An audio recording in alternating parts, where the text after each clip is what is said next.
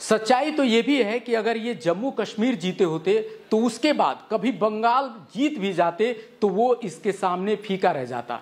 सोचिए, जम्मू कश्मीर में national conference ने मात्र 23.5% वोट लेकर 42 सीटें जीती हैं, जबकि 25.5% वोट लेकर भाजपा ने जम्मू क्षेत्र की 29 सीटों पर कब्जा किया है और ये बीजेपी का अब तक का सबसे बेहतरीन प्रदर्शन है। इसके बावजूद बीजेपी पूरा राज्य नहीं जीत पाई, घाटी के लोगों का दिल नहीं जीत पाई। तो कहीं ना कहीं ये सवाल खड़े करता है कि आखिर ऐसा क्यों नहीं हुआ, क्योंकि ये कहने की जरूरत नहीं है कि जम्मू हिंदू बहुल है और कश्मीर घाटी मुस्लिम बहुल अंचल है। भाजपा घाटी में एक भी सीट नहीं जीत पाई है। कांग्रेस यहां 12% वोट लेती है और 6 सीटें पक्की कर पाती है। महत्वपूर्ण तथ्य एक ये भी है कि अन्य निर्दलियों और छोटी पार्टियों ने कुल मिलाकर 29% वोट लिए हैं, जिसमें उन्हें 8 सीटें नसीब हुई हैं। वहीं पीडीपी की बात करें तो उसको महज 9% वोट मिले हैं, जबकि 3 सीटें ही वो जीती है।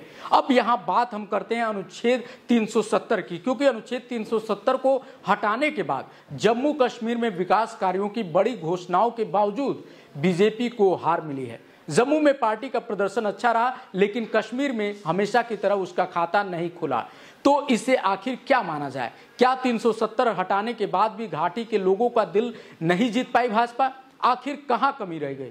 हालांकि अभी भी तमाम राजनीतिक विश्लेषक इस हार को भी बीजेपी के लिए जीत मान रहे हैं और उनका मानना है कि हिंदू बहुल जम्मू में बीजेपी का शानदार प्रदर्शन कहीं ना कहीं बीजेपी के पक्ष में जाता है। लेकिन यहाँ पे एक सवाल और है जिसके बारे में मैं बात करना चाहता हूँ। वो सवाल ये है कि बीजेपी ने इस चुनाव में घाटी की सुरक्षा, रोजगार के मौके और पर्यटन जैसे महत्वपूर्ण मुद्दों को सामने रखा। एक नया कश्मीर बनाने का वादा भी किया, लेकिन फिर भी बीजेपी विफल हुई। तो इसके पीछे कारण क्या है? दरअसल राजनीतिक विश्लेषक मानते हैं कि अनुच्छेद 370 को हटाने के बाद जम्मू कश्मीर को केंद्र शासित प्रदेश बना दिया गया और घाटी में लंबे समय तक पाबंदियां रहीं।